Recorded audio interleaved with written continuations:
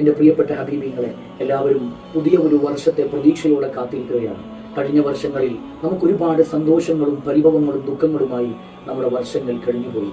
ഈ 2025 എന്ന് പറയുന്ന ഈ പുതുവർഷത്തിലെങ്കിലും അള്ളാഹുവിനെ തൃപ്തിപ്പെടുത്തുന്ന, അള്ളാഹുവിന്റെ ദിക്റിന്റെ ഔറാദുകളുടെയും ഒക്കെ ലോകത്ത് ജീവിക്കാൻ അള്ളാഹു നമുക്ക് തൗഫീഖ് നൽകി അനുഗ്രഹിക്കുമാറാകട്ടെ. കഴിഞ്ഞ വർഷങ്ങളിൽ നാം ഒരുപാട് തെറ്റുകൾ ചെയ്തു, ഒരുപാട് പ്രയാസങ്ങളിലൂടെ, ദുരനുഭവങ്ങളിലൂടെ നമ്മൾ മുന്നോട്ട് പോയി. പക്ഷേ കഴിഞ്ഞുപോയ വിഷമങ്ങളും പ്രയാസങ്ങളും ദുഃഖങ്ങളും പാപങ്ങളും എല്ലാം മറന്ന് ഈ ഒരു പുതുവത്സരത്തിലേക്ക് നമ്മൾ കാലെടുത്ത് വെക്കുമ്പോൾ ഒരു നല്ല മനുഷ്യനായി നമ്മൾ കാലെടുത്ത് വെക്കുക.